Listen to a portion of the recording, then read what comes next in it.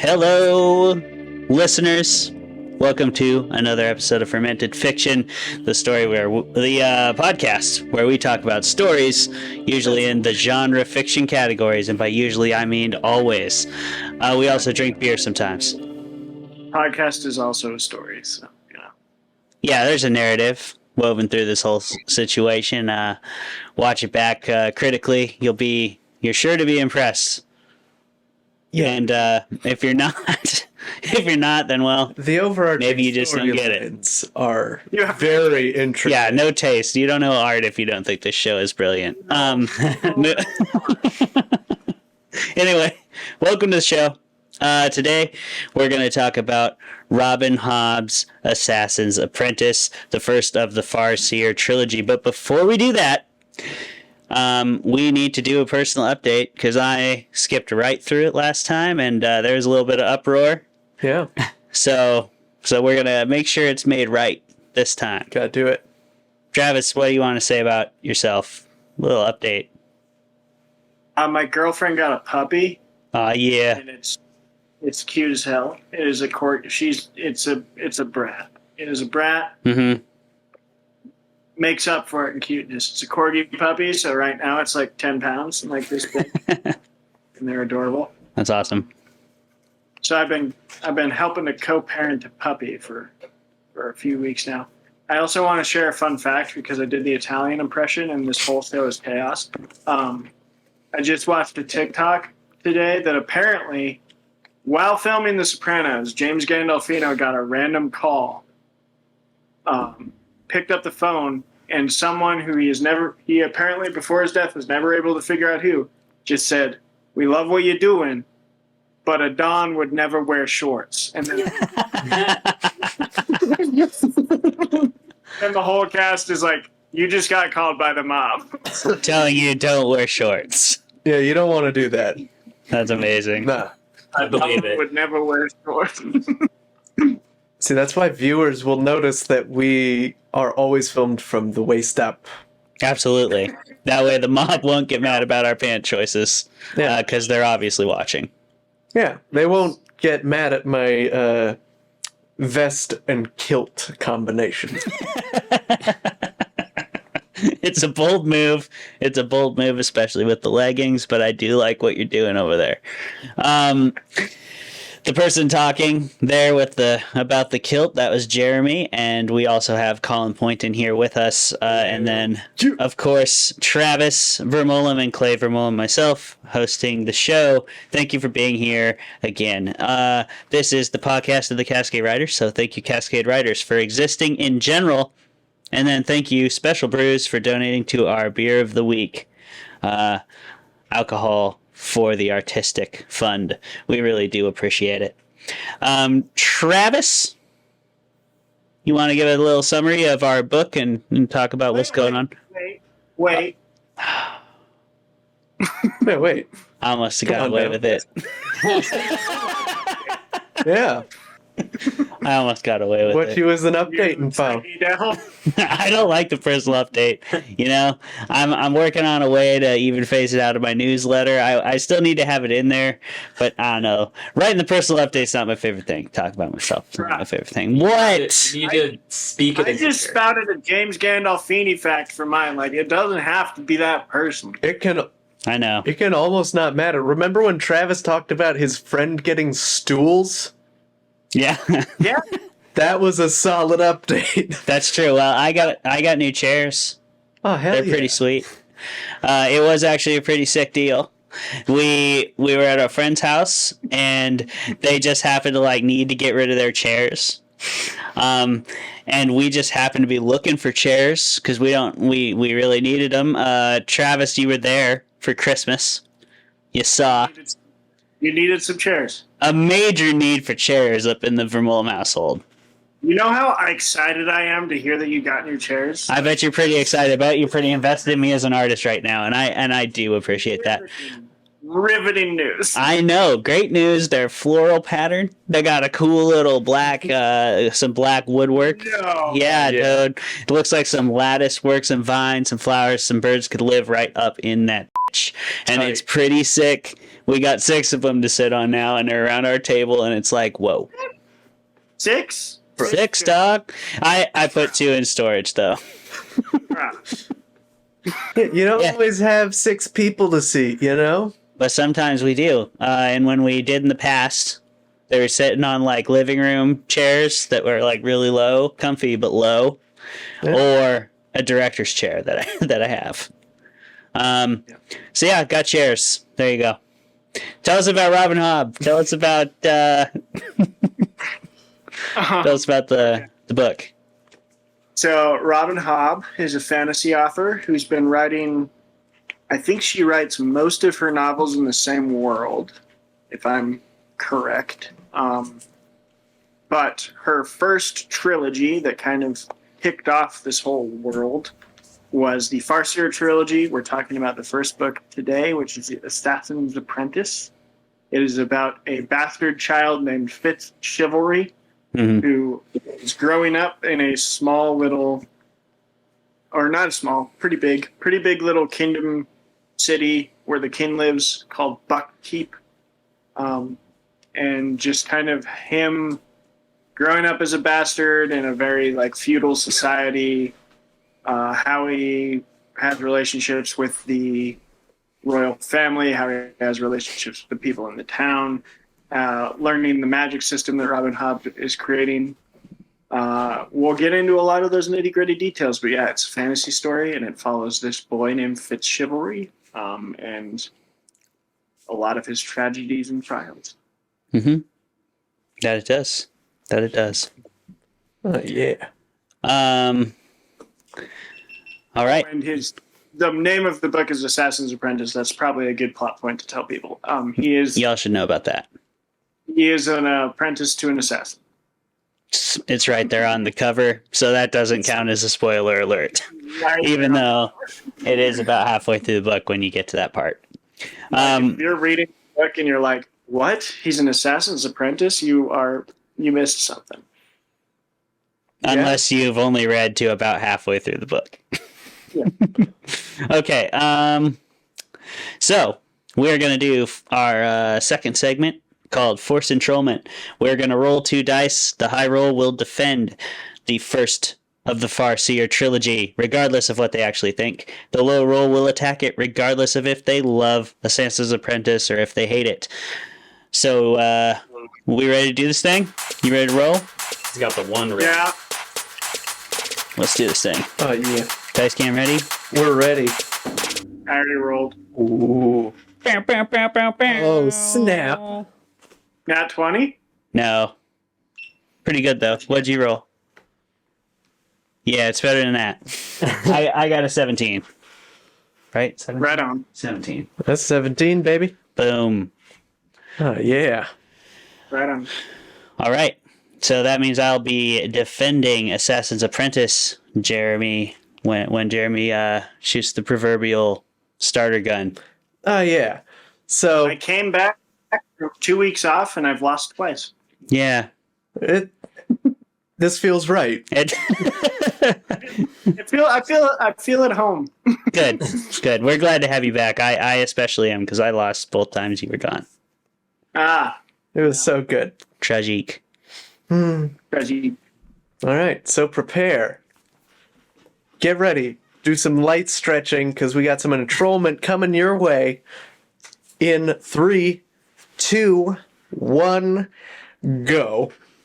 Do you touch gloves with me? Yeah, you touched the glove, man. All right, cool. Can't see you, so, I just gotta go with faith, but I did trust you. Just like I trust you'll agree with me that the Farseer trilogy starts out with a bang, starts out with a fantastic first book. I was a big fan of Fitz Chivalry and his story in Robin Hobb's world. It doesn't pull any punches, but it gets to like sort of grim dark level darkness and danger to the characters, genuine danger to the characters, without going like over the top with it. I felt it does it in simple ways with well-built relationships and strong dialogue, and we have a really good sense of the world and of the character and the character's life and feelings from a basically a single person POV perspective, even though it's told with sort of an empirical narrator who knows a lot of things. Because you are hearing his own story from himself, but he's telling it from obviously later point. So I did like the way he did that. I think by he, I mean the main character. Obviously, the author is a female, Robin Hobb. But I did think Robin Hobb did an excellent job of doing that story mechanic really well. The character does a good job of sort of, unlike Quoth, I feel like in Name of the Wind and stuff, you're looking back through someone who's very biased about their own past, whereas Fitz Chivalry's character, looking back, doesn't feel like biased or like he's misleading me. He does feel like he's telling a very honest truth. And you kind of, even at the very beginning, get to start to see the kind of upraising that would make a like ancient hero look back on himself in that way. Someone who grew up the way Fitz did is going to have a very like evolved mindset about life and about the world. So I thought it was a great character and a great start to the series. Will disagree, obviously, because I want to. I think I think this book, it reads to me, and it's hard to say it's just straight up bad. I can't say that. I cannot say that. But it reads to me like one of the sort of knockoff TV series of like the Game of Thrones, when everybody was doing a medieval TV series on Netflix. Everybody was cranking them out because Game of Thrones was like Wheel of Time. Yes, but they weren't as the TV show, not the books. They weren't compelling. They didn't have the pacing down like Game of Thrones. They didn't involve me in the politics like that show did. That's how this book kind of reads to me. It's not bad per se. It has a lot of good, rich characters. It has a lot of the fantasy elements that I really enjoy, but it's not very well paced. It's very slow. Fitz Chivalry's narrative is often like dragging. He over-explains Buckkeep a lot. He takes you through the stables in this like rich detail to the point where I'm like, okay, let's get past that and give me like something that I can grasp onto that makes me care about this character's journey. And every once in a while, Robin Hobb will give you a nugget to make you keep reading. But I haven't struggled through a fantasy book this much for a while. Jeez Louise. It took me a long time to finish it because I think it's just not very well paced. And it's sad because it does have good characters, but she just doesn't hook you with them like I wanted her to. That's my first critique. So, sorry, just to be clear, you're saying that this book does not involve you in politics? Is that one of your...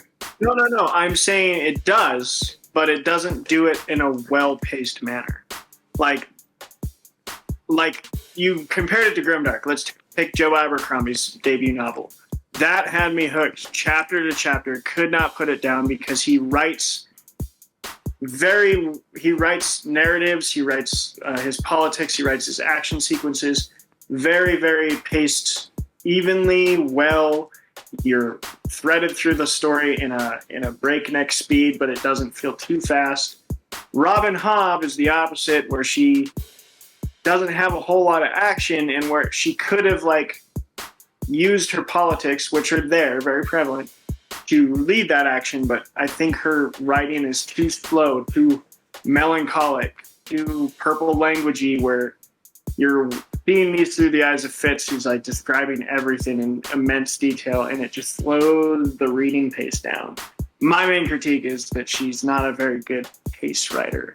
Not doing politics. You don't need sword fights to, be involved in a character's life. He's running around town, he's stealing things, he's kind of doing the Aladdin opening intro sort of situation. He's running around thieving. He's living a poor kid's life. I thought that visceral detail of his world was really important to the story to show where he came from. I just thought it slowed the narrative down because, like, clearly at the core, the Farseer family that this is named after is the heart of the story through Fitz's eyes. But she takes a lot of detours that don't really involve me very much. Like, one thing, I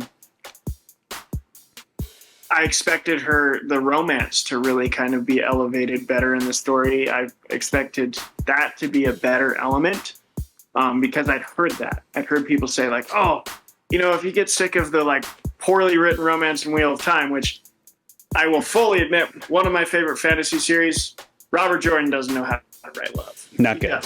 Not good. Yeah, I said that to a friend. And they were like, oh, read Robin Hobb, because she does. Mm-hmm. And it's true. I was disappointed. I don't think she does. I think that whole, like, side plot is not... Every time I got to a chapter where he's hanging out with, or he's, like, courting, what's her name? Molly, I checked out because it just slowed the whole narrative down. There were a few characters that Fitz came into contact with that I was like, oh, right on. Or on his chapter, or oh, cool, we get more of the Fool. I love the Fool. But I don't think a fantasy novel works very well when I'm getting those harsh contrasts. First of all, you love the Fool because the Fool is all about love. The Fool is all about love. The Fool loves his king. The Fool loves his world, and he is working to protect it in his way. The Fool was a character I was interested in, but he doesn't appear enough, and that's kind of how my critique of Robin Hobb is. Her pace is not well done because she it seemed to me, clearly cared in her narrative about certain aspects of her story, and others were just kind of filler.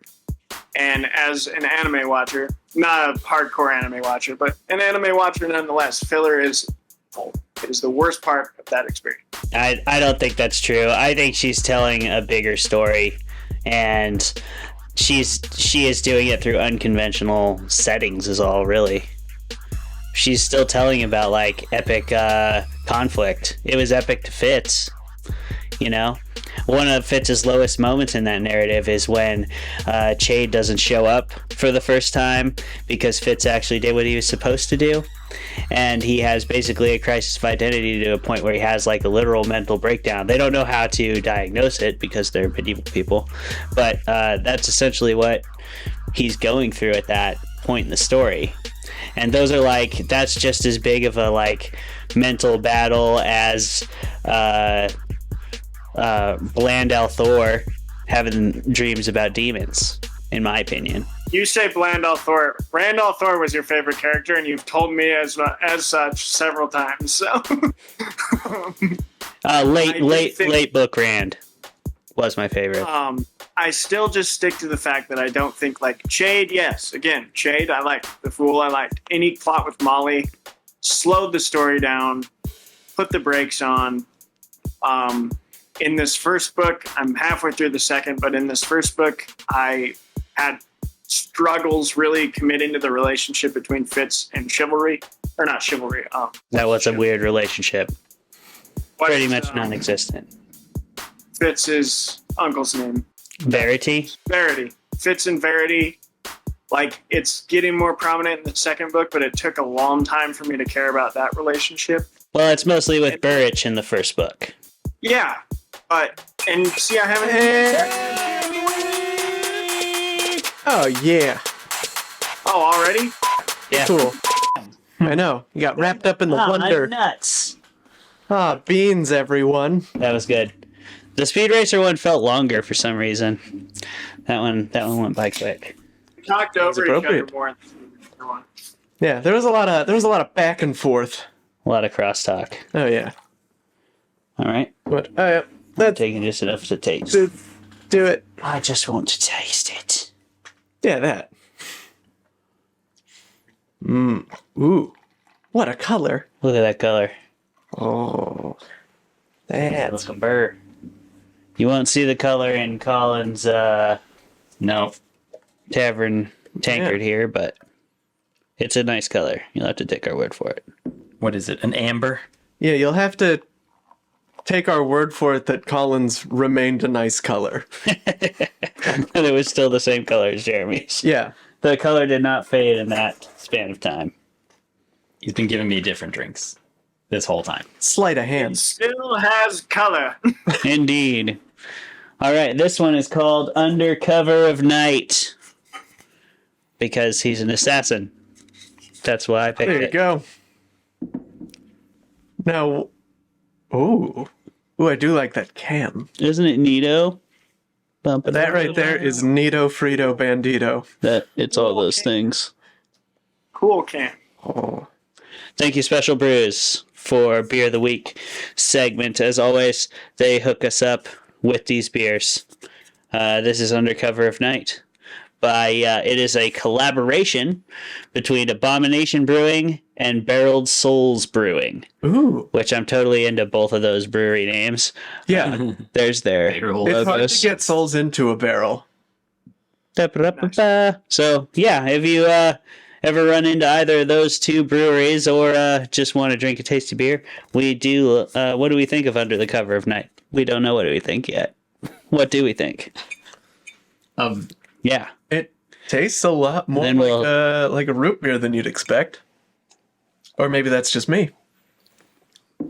I mean, it's definitely sweet. It kind of reminds me It of does taste Scotch like a ale. root beer. Yeah. Yeah. It's sweet. That's- it's huh. hoppy. Yeah, I'd put some ice cream in that. I mean, you look at the color and you're kind of like, oh, is that like a red ale? But it tastes like a Tastes like a root beer. Belgian Scotch ale. Like not A&W, like some I mean, there's small alcohol brand in hippie root beer. It warms you. Like Oh, if yeah. you put some Baileys in a root beer. Kind of what it tastes like. Oh yeah. So Travis, are you? What do you got there, Travis? At least What's it's a that? local brewery to us. Yeah, that's local to us. Wow. I have an Elysian full contact. All right. Full contact on the play, Why did I- 10-yard penalty. Why did I pick this one? Glad you asked, Jeremy. I because did. It was in my, and it was 8.8%. There you go. Da-da-da-da-da. Chug the whole beer like every. Like it's a Colt 45. I don't know why you suggest that, but okay. Thank you, Special Brews. Thank you, Special Brews. This is what you're contributing to. Drink it to... What was the line? I don't know. Repletion. Drink it to repletion. Drink it Oh, to boy. repletion. Down the hatch. How is it? That's. If that's not satisfaction, I don't know what I'll have is. to give him a minute. Yeah? That's one way to drink a double IPA. Not the doubled it recommended for way. No. Like you're a college All right. RA. Thanks for watching every week, guys. Yeah. Thanks a lot. Thank you, Special Brews, for the beers of the week. Thank you, Cascade Writers, for existing in general. Colin, we're going to do your fun fact.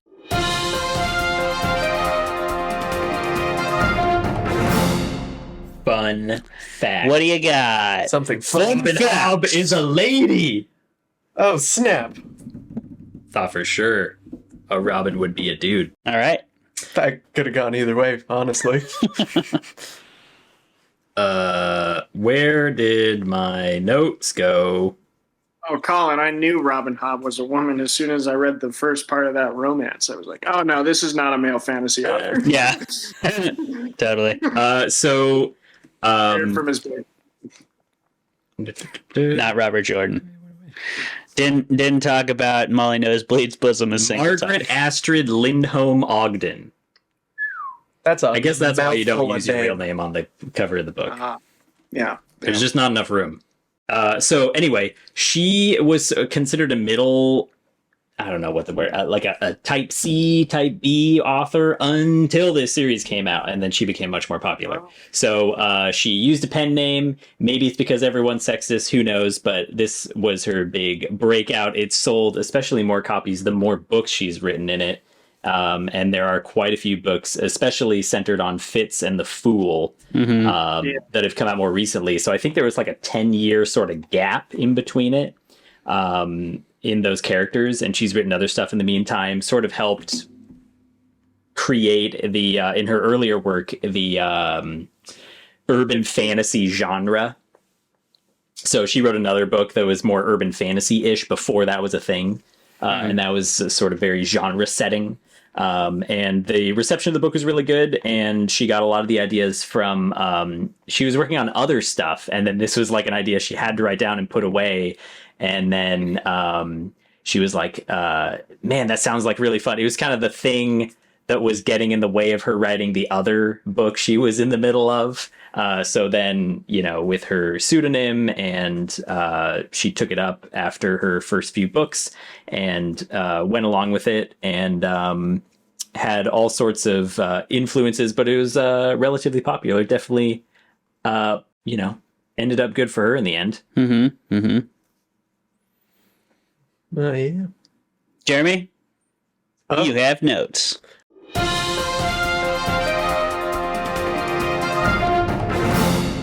Oh, we have. Questions, notes. This is what we've got here is frankly a first for this show. Okay. And for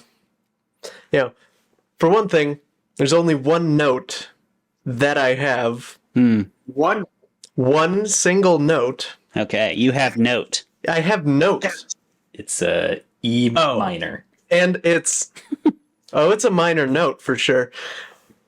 An entire minor chord summed up in a note. It's a very hot take about this book because I did not finish it on principle. Oh. Yeah, I could have finished it. I chose not to. You watch Speed Wow. Racer instead. Why? No, I had time to finish it. Jeremy. Why did you DNF Assassin's Apprentice? Okay. Wow. So This is really something. So this happens, I assume, pretty early on in the book, right? Do you ever have an experience with a book, a movie, whatever, that just turns you off so completely where you're like, I can't really realistically recover from this? Is it because she killed the dog? No, I got past the dead dog. That's fine. You kill a dog sometimes, makes people sad and whatever. Yeah. That's fine. Part of an origin story. You gotta be sad. What could be sadder than losing your dog? Not Losing your parents? Maybe. Oh, losing two dogs, which happened. Yeah. To Finn. True Canes. He also lost his parents as well. So what? Yeah. So what? But they were not assassinated. In theory. No. Allegedly. Theoretically, I don't know. We're alleging it. What was it, Jeremy? Go! So what it was. What was it? So He forgot. Fitz. No, I didn't. Fitz gets, if I remember correctly, awakened in the middle of the night and led up to this tower in his nightgown, and it was a particular phrasing that about our child protagonist at the time, where I believe the line was this. Looking upon it, it shriveled me, and not just because of the cold. And I didn't want to think about our child protagonist's junk at all. Like that. Well, the narration already felt condescending, and frankly, that was probably because I was listening to the audiobook. But there, at that point, I'm just like, I'm done. I don't want to finish a book. I don't like what it says about me to finish the book that does that to me. Okay. I didn't want to think about Wow. the child protagonist's junk, and you made me do that, Robin Hobb. Teenage protagonist's junk. Yeah, teenagers are still children. Yeah, you say a teenager, that teenager's still a child. Yeah. Crazy.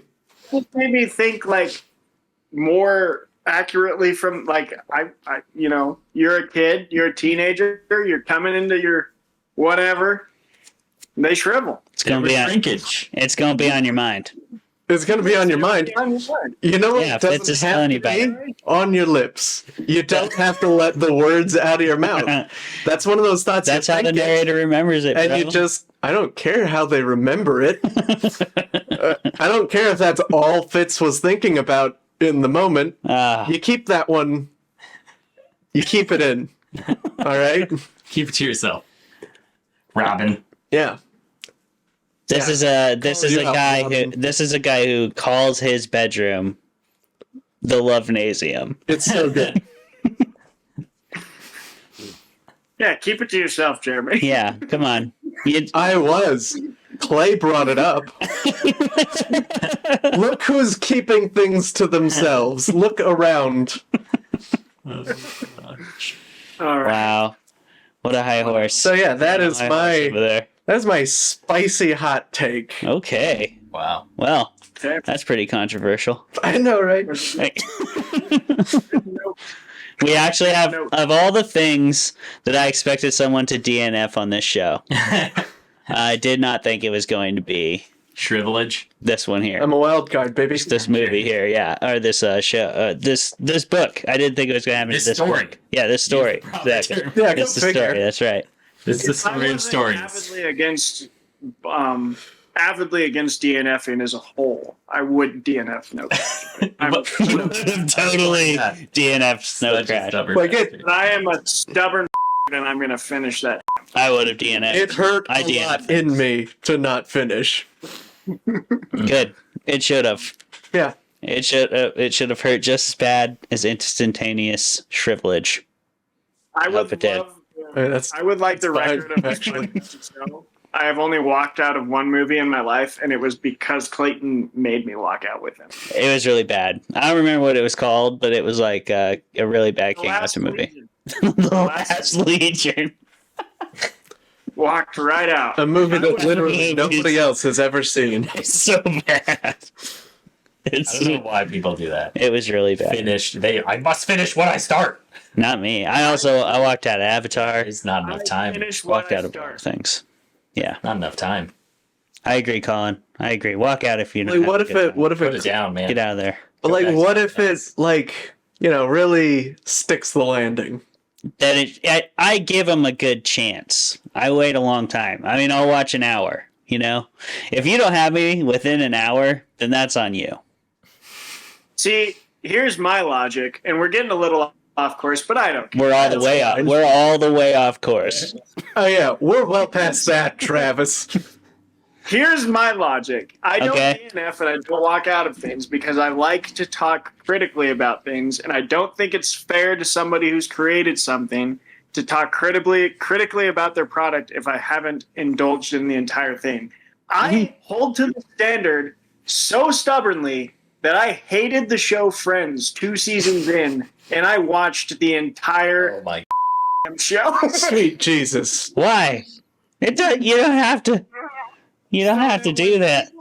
When people are like, "Oh, you didn't give it a chance," I can be like, "No, I gave it 9 seasons. I know how it ended, and I hate it with a passion." Look, the most you have to give any single season of television is 3 episodes.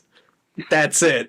Agreed. No, If it doesn't have you in those 3 episodes, then, it just doesn't have you. It doesn't deserve your attention. Things just aren't for you.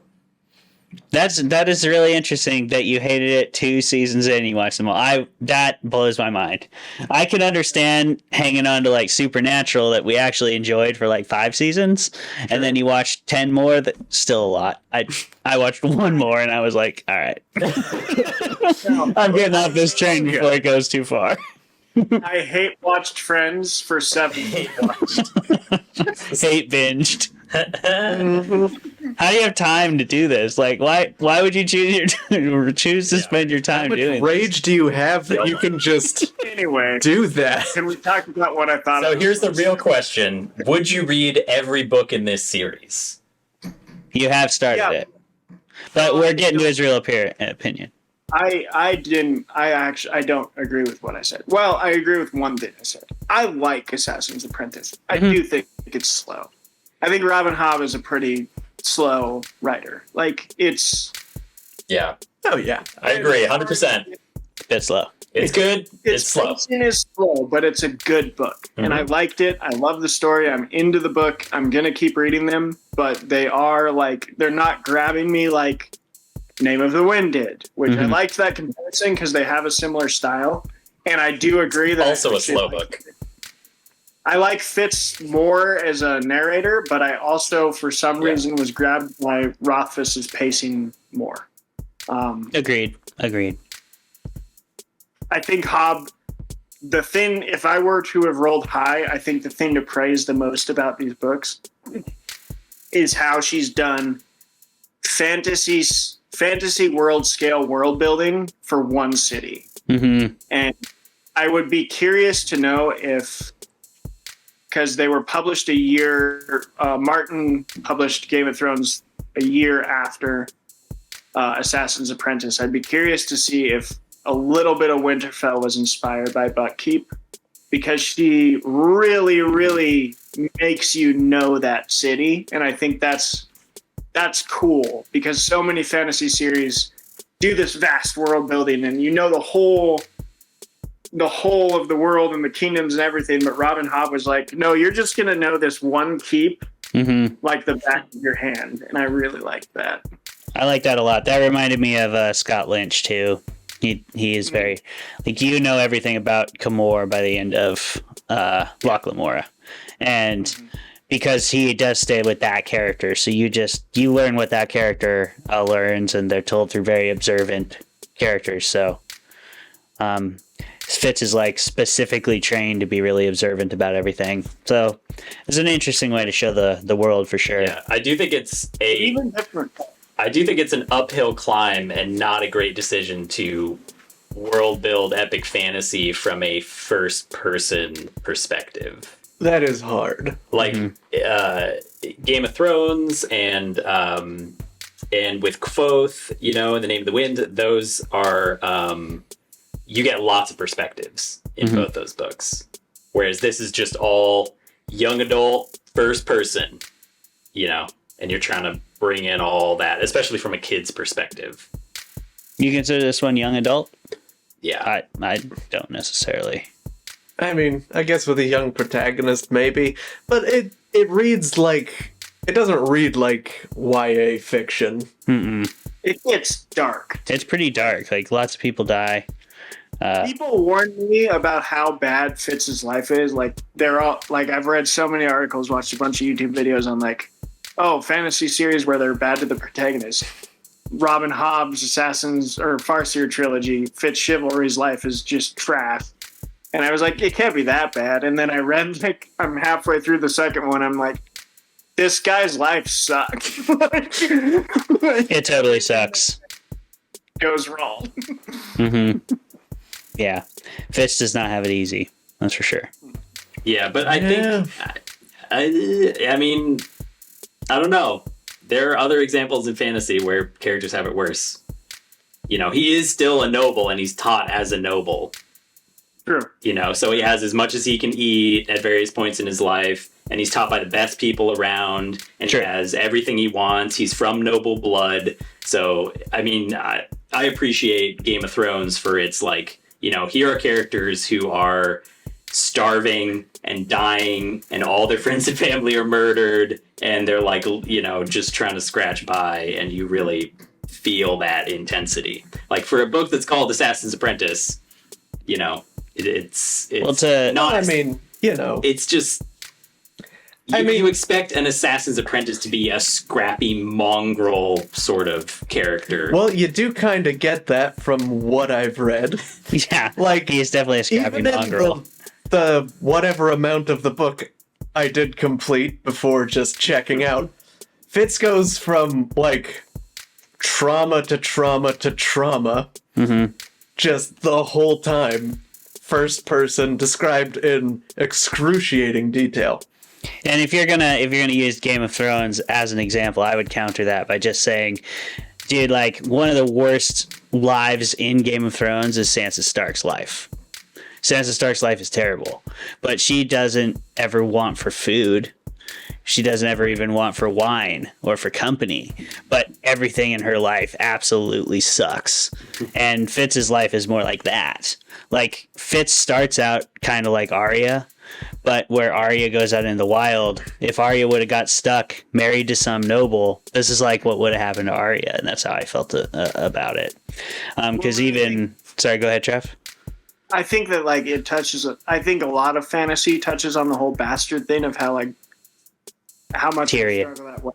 Be a bastard, and I think like Fitz's story is that, but from his perspective, like very very intensely detailed perspective of a bastard child. Mm-hmm. Where I really like some of his interior narratives that we get of like him literally coming back to his room and saying like, "Yeah, I have everything I need, but I'm in between royalty and nothing, and nobody on either side of the fence will accept me." Like the romance with Molly, which was a criticism I pulled out of my butt, but I actually think Robin Hobb writes a pretty compelling romance between him and Molly. Oh yeah. Especially because he has to fight with this like, I am kind of lowborn like Molly, and that's why I love her, because she makes me feel wanted. But I'm also a royal, so I can't really love her because everybody will turn their noses up at a royal's bastard marrying a maid. And I think that was it's a cool conflict that they get into. Also, did Molly Nosebleed or Jon Snow, did Jon Snow or Fitz chivalry come first? Yeah, that's a good. Very similar idea, conflict that they're going through as bastard children that don't want to have another bastard child. You get into that more in the second, third book, obviously, but that's coming. That's part of it. That I thought was pretty interesting. I think, Colin, I would love to hear your response, but I have one more thing that's separate from this that I really want to talk about. We can do both. Colin, do you have a response? Yes. To what? Yeah, that's a good question, actually. Point number one. What is your response? Yeah, To point number one. that's right. Point number one. Please respond. My big thing, I think the thing that makes me fall in love with this series is from the major Shakespeare nerd in me, the Fool. Mm-hmm. Like Robin Hobb has such an appreciation for Shakespeare's gesture. Unless I see an interview where she comes on and says, "Oh, I wasn't inspired by Shakespeare," there's no chance in hell she didn't take the inspiration for this Fool from every Shakespearean jester character. Absolutely. Because Shakespeare's whole point was the fool, the funny comedic character that's thrown into the dirt, makes jokes all the time, is the one that knows everything that's going on and tells the main protagonist, hey, like, I think King Lear is one of the best examples where the fool's like, the only daughter that cares about you is the one that you just excommunicated, and they're all like, ha ha, you're so funny, and he's like, no, I'm right. Not joking. Not a joke. Not joking. And I'm juggling, but that doesn't mean I'm telling jokes. I just love that Robin Hobb took that concept that Shakespeare did so well and like made one of her central characters that, and made him like mysterious in almost a mystical, magical way, where it's not just like, oh, everyone just ignores this fool because he's a fool. Everyone ignores the fool because no one knows what the hell he is. He makes people really uncomfortable. It was a cool take on that, because that is one thing with Shakespeare's jester is like, why? I think somebody would listen to him eventually, but Hobb was like, no, they don't listen to him because they think he's a freak. Yeah, totally. Yeah. He is a good example too of something that kind of keeps it on the not quite grimdark side of like dark fantasy, because George R. R. Martin's Fool is a perfect example. Patchface. He's like goes all the way grimdark with Patchface.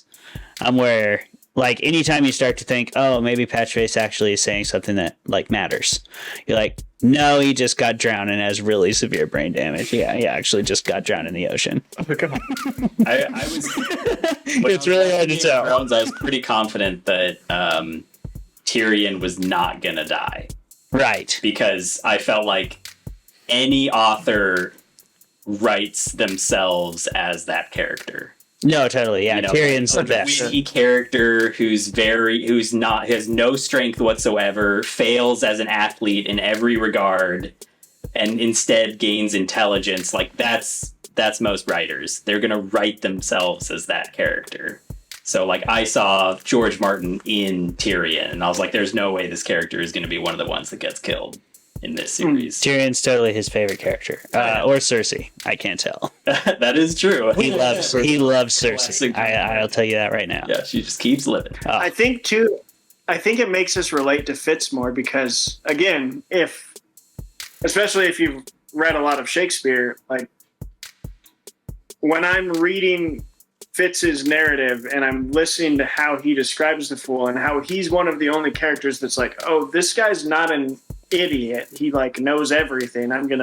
He's gonna be one of my tutors. Mm-hmm. That makes me buy into Fitz's eyes more because that's what I do when I read Shakespeare's Fool. So that's what the audience is supposed to do. They're in on the joke. They're like, oh, the Fool gets it. And when Robin Hobb explicitly puts Fitz in that position, it gets that narrative connection, I think, and I thought it was really well done. Definitely great use of a trope like the comedian philosopher, the mad genius kind of thing going on. I love the Fool as well. Fool is very fun. I think I did hate the names. I thought the names were stupid. Sure. Yeah. I like how you said I did. And whatever. Yeah. Verity and Lady Time. Verity. And it's like, whatever. I can't remember it. Regal. Colin goes, I did hate the name, as if he hasn't hated everything else. Oh, I hate the names as well. Like, You'll yeah, name. of course you do. If it's a title, it's one thing, but What did this book do to you, Colin? Yeah, like we all know what it did to me, but what did it do to you? well, Sure. you brought up earlier, the shrinkage with the British accent. The audiobook guy for this, Oh my god. the most the British best. He dude is you've way ever too heard. British. Like, if he It's was less British, I may not have even It's noticed. so strange, but you know. Oh my god. He is very British. Approached with his Too mannerisms that I knew would be understood only to people such as myself. It's just Like, as British as the Lion, the Witch, and the to Wardrobe repletion. audio. And you're like, what? It's No kid says that. incredible. No kid says I ate to repletion. You feel like you're reading the 8 years old. memoirs of a bored aristocrat who doesn't realize that he had the shit traumatized out of him. Just, oh my god. You are doing that. That's exactly what you're doing. Good. The book did it. That is what you're doing. you are reading the memoirs of a bored aristocrat who had the. Then I guess they got. exactly what you're doing. Exact right audiobook guy. Boom. They did it. My Snap god. for the audio That's guy. Good job, audio guy. brought it around full circle. Colin won't give him any Just snaps. some I refuse. bored rich dude being like, oh yes, and then I got told that my way of thinking was wrong and different in a very bad way, and that I shouldn't think that way Yeah. anymore. I mean, there's the scene where they all get in a kid fight, and it's like, she threw the blows upon me, in that accent. It's like, this doesn't quite feel real. All I'm saying is Robin Hobb might have been. books, probably. Robin Hobb might have been. Joke. Robin Hobb might have been what? Robin Hobb might have been ahead of her time because I don't know if any of you have listened to even segments of Prince Harry's autobiography, but I have pretty it. spot on. I have it. Oh, right. This is how he talks. Yeah, it does seem like it. That's fantastic. At one point, he tells a story about how all his military academy buddies knew who was circumcised and not, and calls his penis his codger. It's a real journey. That's good. That's good. Does he talk about privilege? Because then Jeremy will have to DNF it. Specifically, does it talk about child shrivelage? Yeah. Oh, Well, Hard don't even bother. Don't even bother starting. sounds like the dictionary definition of quitter talk to me, but The whatever. It's been dictionary. all all over TikTok, and it's been very amusing. But I'm like, when I'm listening to these TikToks, I'm like, listen, I think royalty does just talk about their past life like this. It's not unrealistic. I actually have to agree with that. I've read plenty of things from the bygone eras, like the Count of Monte Cristo, for example. That is a bygone era to me, but it's written like that, and everybody likes the Count of Monte Cristo. I actually didn't like it for that reason. I thought it was overly verbose. Same kind of thing. Sure. Yeah. It's 100 years old. Right. That's what I'm saying. It would be. But that's how people talk. Like, back then, that was like a pop novel. That was Stephen King. Yeah. Of that time period. So that was regular language 100 years ago, and that's what Robin Hobb's characters, that's where that they was live. their Marvel movies. They didn't have anything better at the time. That's not the point. The point is that the language is realistic. Yeah. Yeah. Who said it wasn't? Now, I got strong. Roland did. I got strong young adult. Right. Literally said that. As I read this, I was like, this is young adult. Whereas when I read Game of Thrones, I was like, this is adult. Well, again, I did I define it as primarily that has to do with the horror. Like Game of Thrones started off first prologue with a bunch of people getting murdered and one person getting out, and it's pretty gory. Whereas this, I felt like had no gore.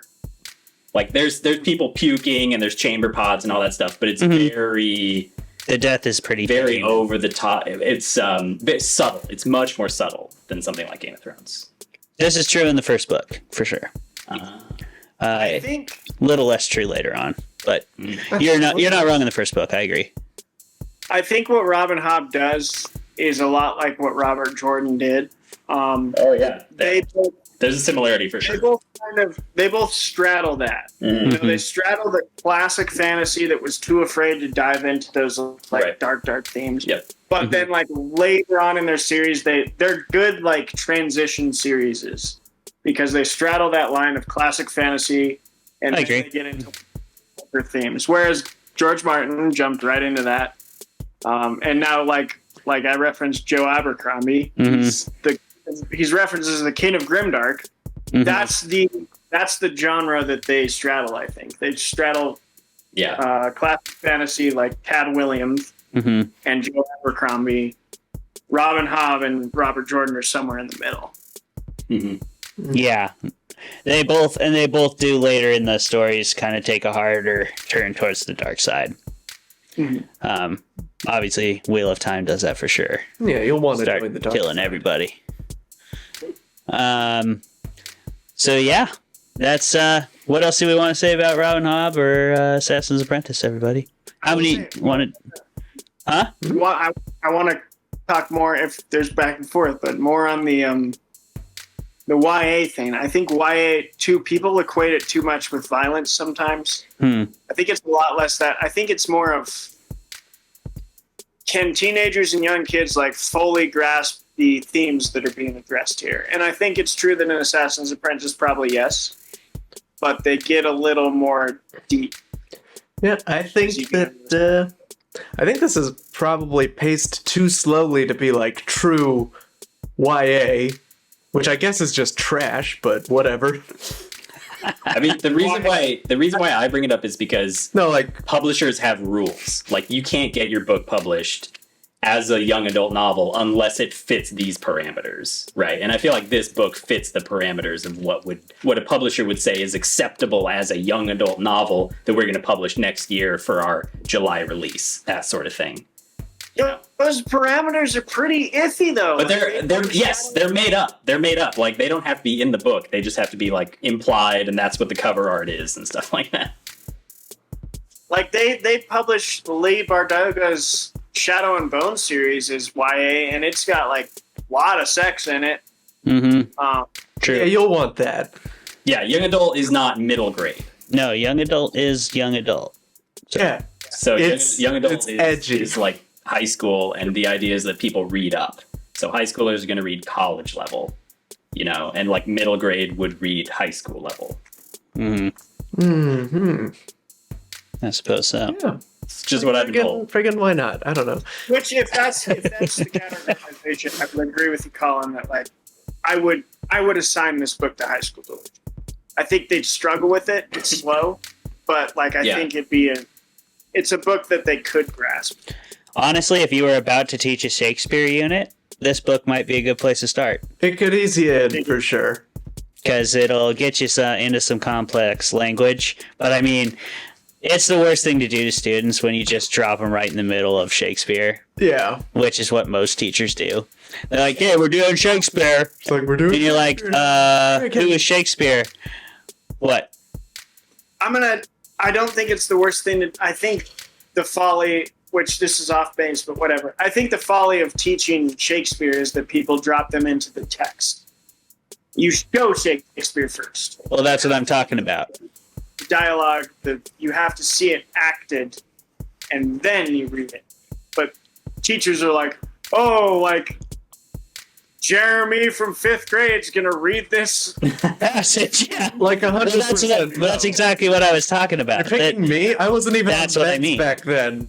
I'm not finishing any And then- assigned book in any class ever. Okay? But I mean, like, if you're sitting there in 9th grade, Jeremy is like opening a book in class and being like, to be or not to be? That is the question. Like, you lost the point. I don't even think it's enough to watch the films because most of the films are absolute trash. No, what you... You got to take people to see it at theaters No. or show them Mel Gibson's Hamlet. See, here's what it is, and here's what got me here's what got me hooked in my freshman English class in high school. The English teacher, we were doing Romeo and Juliet, and he wanted us to read along while watching the movie, and he took us aside before starting the movie, said, "Okay, now look, I need to warn you, Which movie? you will see boobs in this movie at some point." And we were all just glued to the screen. Laser. Brilliant. I don't. The one from like the 1970s? That's or the one. Boz Lerman 90s one. 70s. Yeah, the Romeo plus Juliet. Yeah. Yeah. He told us there were good. boobs, and everyone was spellbound the entire time. That was brilliant. It was I don't know if less it would than fly a now. single second of boobs. Colin, I'll tell you right now, on my list of least favorite directors, it goes least favorite director, Michael Bay. Second least favorite director, Boz Lerman. Was that the director of Romeo plus Juliet? Romeo that- plus Juliet equals death? And love? I guess. Yeah. There's a fine line, isn't there? There should It's a better adaptation of Romeo and Juliet than most adaptations. Yeah, most adaptations are like, but what if they survived? Like, then it's not. I mean, you can't just read the play. You can't just have Romeo- good actors read the Romeo play and Juliet on is film. one of Shakespeare's worst. So, I mean, That's one of his worst for sure. Yeah, that is One all. of- Yeah. I think you need to go see it in theaters. That totally changes everything when you go see it in an actual play. Yes, If you see can an do actual that, play that's on obviously the stage, way to do it. Yeah, That's good. In fact, I saw it was Othello in a theater in Milwaukee, and that's the home of Harley, and so they had electric Harley Davidson motorcycles because they didn't have to, they couldn't have real motorcycles on a stage, so they like jerry rigged them up, and it was all a biker gang. So it was Othello as a biker gang. Why not? Culture That's great. background That's for great. the whole play. that's awesome. It was really good. If I were to teach a Shakespeare's class, I would start with Much Ado About Nothing because it's hysterical. It has a good story, great characters. Anyway, we're off base again. And it has a really good Anyway, film it's just like adaptation. Farseer. So there's that. we were talking about Farseer Yeah, at some point during the show. Farseer. Interesting reactions, boys. Good show. Yeah. I liked it. I didn't We all expect. liked the book. I We specifically. hated different things. Yeah. I specifically saved my hot take for this.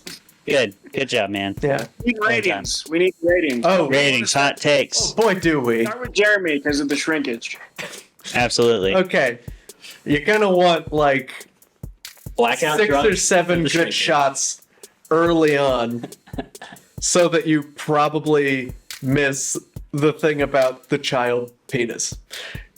You'll want to like not notice that happening or be passed out. So 6 or 7. Let's see how you feel.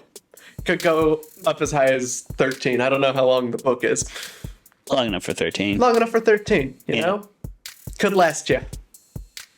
Boy, I think this is a slow book for 13 shots. That would be rough. Okay, more. I don't know how long it is. I mean, in the opposite direction.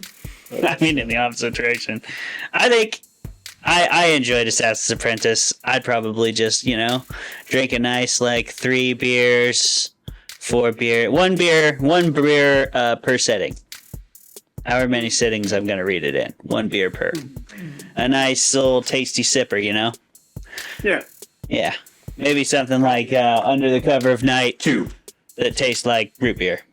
The whole I time? agree with Clay, only I would do 2 instead of 1.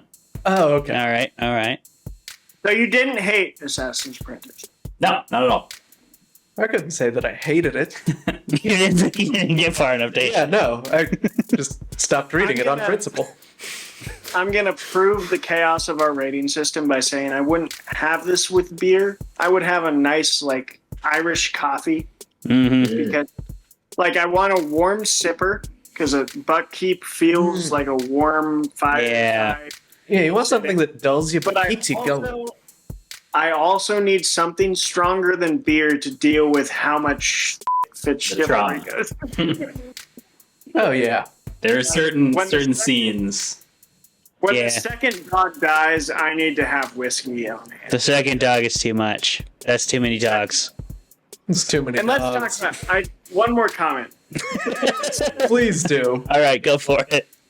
I'm on book 2, and he's bonded with this wolf now. And Clayton, you talk about all the time. One of your least favorite things is when books lose their stakes. Mm-hmm. Robin Hobb has set those stakes up. I am fully expecting this wolf to die. Yeah, it sounds like I don't. You should think be this prepared wolf for is that. gonna make it. Yeah, that's good. You shouldn't think that. No one is safe. Yeah, I was reading this book and then I was like, wait, in the first season of Game of Thrones, Brandon Stark, I thought for sure was going to mind control a dragon. And then did that ever happen in the show? I Did don't not. think so. Nothing happened in season 8 that mattered. It was so bad. I mean, that battle we can't do that. Also, We can't do it. We can't. But I was just checking. I had to check myself because I was like, wait, this reminds me of that thing that I thought of. Yeah. I was watching Game of Thrones way back in season 1. I can't rant Years about. ago. I can't rant about season 8 again. let us know in the comments if we should make Clay rant about it. I could do just a big rant about season 8 as a separate piece. Travis, what are you trying to say? I'm pretty sure that both the cover art of the 3rd book in the Farseer trilogy and the teasing in book 2 has already given away that he's going to mind control a dragon. Because there's a dragon on the 3rd book. Sure seems like. Oh yeah, baby. It's It's all us dragon fanboys. It's all we want. Just want. That's all I to want. mind control a dragon. Damn it. You're a dragon fanboy? I guess so. Who is not a dragon fanboy? Thank you for one. Can you look us in the eyes and tell us that you're not a dragon fanboy? I used to literally have statues of dragons all over There you my go. room. Yeah, baby. Yeah. Yeah, I think I have one over there somewhere. You know those ones from Hot Topic? You'll want those. I like 7 of them up. I did. You can ask Beautiful. Travis. Beautiful. I had hella dragons, bro. Spencers. All the Hot Topic dragons. All the Spencer's dragons. Hell I yeah. think you just gotta look. If Hobb doesn't write about it, then you have to. Hey, if you like this show, send me a dragon. Send me a Hot Topic dragon. We'll put it in the background. Get as many If dragons to us as you can. Send as many If they dragons. still As many dragons. sell dragons. All the dragons. Every dragon. All right, this show's awesome. Thanks for tuning in. Thank you, Cascade Writers, for letting us be your show and for existing in general. Thank you, Special Brews, for the wonderful beers that you provide every week.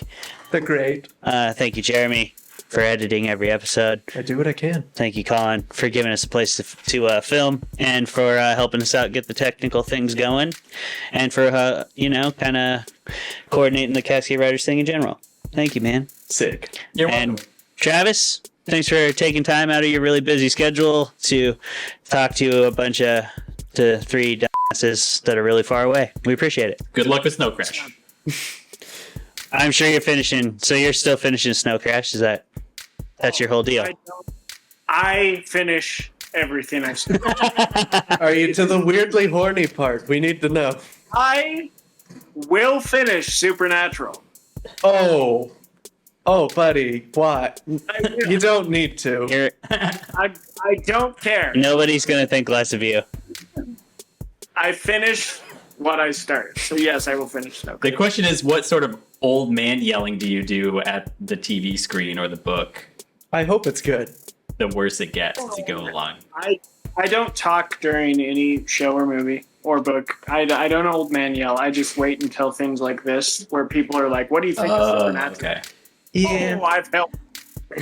I've held out as long as I can. Do you have it lights on or are the lights off? Are you in the dark, in the silence, He's like this. watching at TV. season 19 of Supernatural? Is it on a TV or are you just curled up with your laptop? It's off for me. Yeah. Oh boy. Is that a Shakespeare reference? I need to rewind it. Just to make sure. Like, I'm not joking about the Friends thing. Like, I constantly tell people Friends is my least favorite sitcom, and they're always like, "Well, did you finish it?" Yes, I did. And let me tell you exactly what I hated season 9, episode by episode. This is more good YouTube content. Okay. Travis, we're gonna need that rant about. We're gonna need your full. Maybe a breakdown of. Friends. Yeah, you should do a breakdown of each season. Just send it to Jeremy. I do a breakdown of each season, but I can do Not with that attitude. I can Do it. why that shows up. I mean, I guess we could just go full chaos stream of consciousness. Yeah, like free journaling, but Like, out loud. Out loud. And drinking. Yeah, do it right now. Do it right now. I dare you. okay, why I hate Friends. Let's do Oh, it. boy. Why I hate Friends. Here's your YouTube content. Here's why I hate the show Friends. Okay, Friends let's go. tried to imitate Seinfeld, but the reason that they don't work as well as Seinfeld is because the only show to imitate Seinfeld in the modern days, It's Always Sunny in Philadelphia. Because both of those shows understand they are shows about awful human beings that you laugh at. Friends is a show about awful human beings that tries to make you like those human beings. It's like, oh, these are good people, where they're all manipulative who all hate each other but pretend to like each other. The only redeemable character is Joey, and that's because he's a moron. He's a moron, so he gets a pass. That poor sweet simpleton. Everybody else sucks. And then let's talk about the ending of Friends. Oh, Ross Geller is probably my least favorite character in all of fiction. If he's a Joffrey psychopath. Baratheon and Ross Geller are in a room together and I only have one bullet, I'm going to shoot Ross in the head. And if you have 2 bullets, you'll shoot Ross twice. Ross Geller is a whiny, pouty who never really commits to any relationship. And at the end of the show, you're supposed to be all happy because Rachel stays for him. Rachel has the dream job of her life in London. Ross has no ties to New York. No ties at all. He could have bought a plane ticket, moved with Rachel, got a job in London, and let her live her dream. But no, he's a little bitch, and he's like, no, I can't leave. I can't leave New York. What, they don't do paleontology in Europe? Come on now. There's paleontology in Europe. I'm with you. They're getting divorced in like 2 weeks. I guarantee it. That relationship sucks, and people are like, I want to be like Ross and Rachel. I'm sorry. I'm sorry that you want to be like the worst couple. Because they suck. I'm sorry that you want that. Also, the whole we were on a break thing. No. Bullshit. You cheated. You're a piece of shit. I hate Ross Geller. That's my rant. He's a bad dude. That's Well done. that's beautiful. That's one for TikTok. Absolutely. Easily. Yeah. Yep. All right. Well, we've done it. We've thanked everybody. We've added some extra content, and we've done the actual show we were here to do. Thank you for tuning in to Fermented Fiction. We'll see you next time. Bye. Bye. Bye, Travis. Yeah.